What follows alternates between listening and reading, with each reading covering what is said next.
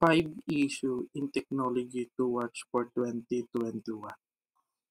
Misuse of personal information.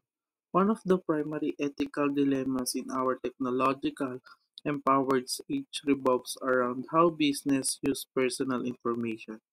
As we browse internet sites, mix online purchase, enter our information on website, engage with different businesses online, and participate in social media. We are constantly providing personal detail. Companies often gather information to hyper-personalize our online experiences. But to what extent is the information actually independing our right to privacy? Personal information, the new gold as the saying goes. We have commoditized data because of the value it provides to business attempting to reach their consumer base. But when does it go too far? For businesses, it's extremely valuable to know what kind of product are being searched for and what type of content people are consuming the most. For political figure, it's important to know what kind of social or legal issue are getting the most attention. These valuable data points are often exploited so that businesses or entities can make money or advance their goals. Facebook, Facebook in particular has come under fire several times over the year of selling personal data it gathered on its platform. Misuse of personal information. It means using someone's private details in the wrong way without their permissions or for harmful purposes. For examples, using another person's name or ID to borrow money. Uh, Another example is sharing someone's address, phone number, or secret online without asking, and stealing password or bank detail to buy things. So, in short, misuse of personal information is using someone's private data unfairly, illegally, or without their consent to the people. Misinformational and deepfake. One thing that became evident during the 2016 and 2020 US presidential election was the potential of misinformation to gain a wider support base. The effect created polarization that has had wide-reaching effect on global economic and political environment. In contrast to how information was accessed prior to the internet, we are constantly flooded with real-time events and news as it breaks. Celebrities and political figures can disseminate opinions on social media without fact-checking, which is then aggregated and further spread despite its accuracy or inaccuracy. Information no longer undergoes the strenuous validation process that we formerly used to publish newspapers and books. Similarly, we used to believe that video told a story that was undeniably rooted in truth. But deepfakes technology now allows such a sophisticated manipulation of digital imaginary that people appear to be saying and doing things that never happened. The potential for privacy invasion of misuse or identity is very high with the use of things technology. Disinformations and deepfakes. Disinformation, it means, ito yung mga maling information na sinasadya talagang ipakalat para linlangin ang mga tao. And, for example, may isang peking balita na sinasadyang gawin para manira ng isang tao o manghikayat ng maling paniniwala. And deepfake naman, ito naman yung mga peking larawan o video na gawa gamit ang artificial intelligence para magmukhang totoo. For example, may isang video na parang nagsasalita ang isang tao nang hindi naman niya talaga sinasabi or hindi niya naman boses. Ha? So, madaling salita, yung disinformation, ito yung mga maling information na sadyang ipinapakalat. Then, sa deepfake naman, ito naman yung peking larawan o video na gawa ng computer o artificial intelligence para lokohin ang makakakita nito. Lack of oversight and acceptance of responsibility. Most companies operate with hybrid stock comprised of blend of third-party and own technology. As a result, there is often some confusion about where responsibility lies when it comes to governance, use of big data, cybersecurity concern, and managing personally identifiable information or PII, which responsibility is it's really to ensure data is protected. If you engage a third party for software that processes payment, do you bear any responsibility if credit cards details are breached? The fact is that it's everyone's job. Businesses need to adopt a perspective where all collective parties share responsibility. Similarly, many experts lobby for a global approach to governance, arguing that local policing is resulting in fractured policy making and a widespread mismanagement in data. Similar to climate change, we need to band together if we truly want to see improvement. Lack of oversight, acceptance of responsibility. Lack of oversight, it means there is no proper checking, monitoring, or supervision over an action system or people. Because no one is watching carefully, mistakes, abuses, or problems can happen.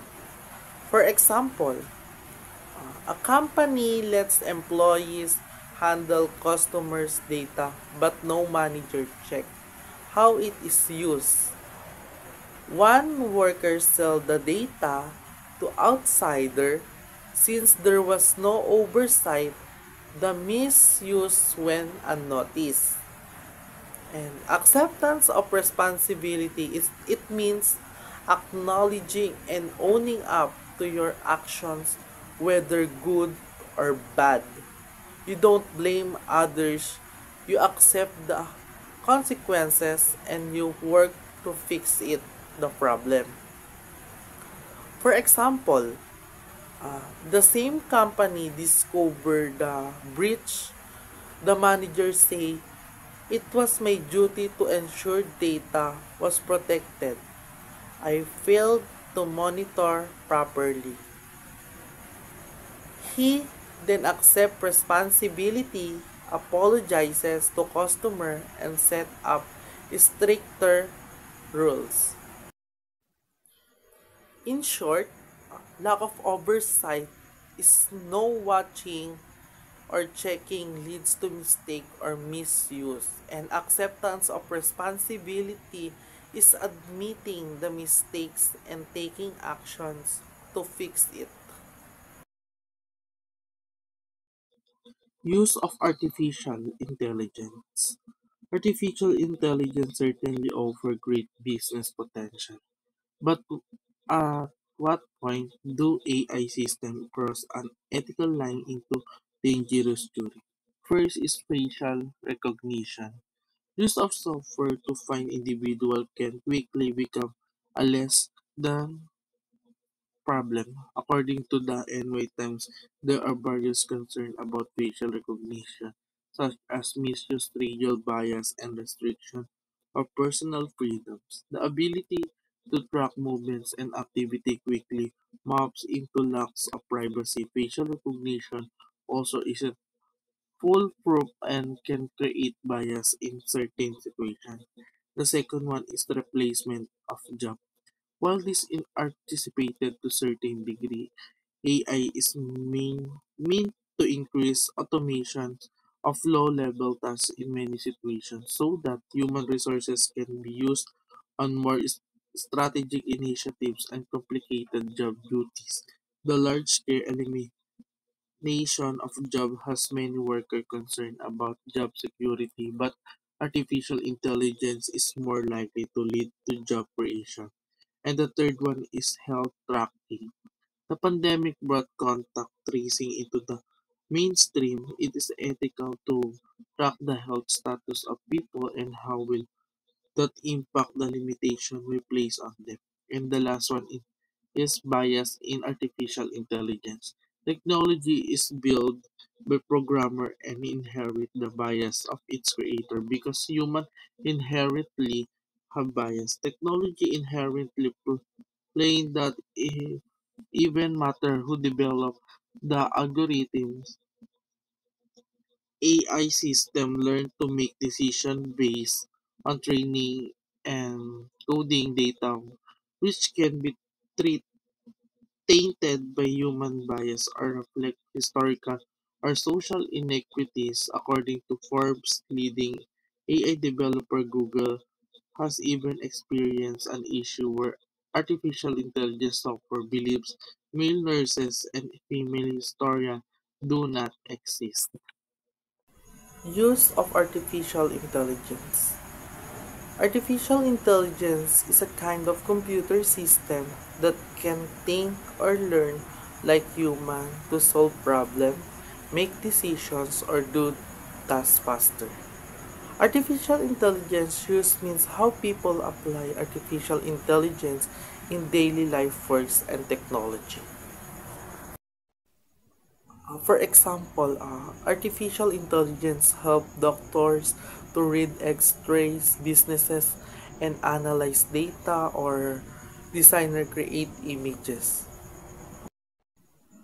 So, may dalawang klase ang paggamit ng artificial intelligence. First, yung advantage and the second is disadvantage. So, ang advantage ng artificial intelligence is faster and easier work. Artificial intelligence can do tasks quicker than humans. And second is 24/7 availability. AI doesn't get tired. And the last example is accurate and smart decisions. Artificial intelligence uses data to avoid many mistakes. And disadvantage naman is job loss risk. Some humans' jobs can be replaced by machine. Second is lack of human emotion. Artificial intelligence cannot fully understand feelings. And the last is misuse or error. If artificial intelligence is given wrong data or hacked, it can cause harm. In short, artificial intelligence is powerful because it makes life easier and faster, but it also causes problems like job loss or mistakes if not controlled. Autonomous technology, self-driving cars, robotics, weapons, and drones for service are no longer a thing of the future. They are a thing of the present and they come with ethical dilemmas. Robotic machines in place of human soldiers is a very real possibility along with self-driving cars and package delivery via unmanned drones.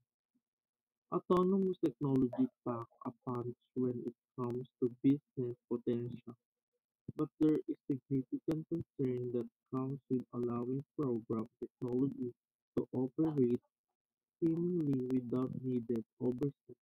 It's frequently mentioned ethical concern that we trust our technology too much without fully understanding it.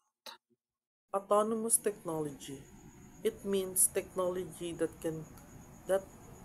can perform tasks on its own with little or no human control. It uses artificial intelligence sensors and data to make decisions automatically. For example, sa self-driving cars like Tesla Autopilot, the cars can steer, speed up, stop, follows traffic rules without driver controlling it all the time. Another example is robot vacuum cleaner. They move around the house, detect the dirt, avoid obstacles, and clean the floor without you guiding them.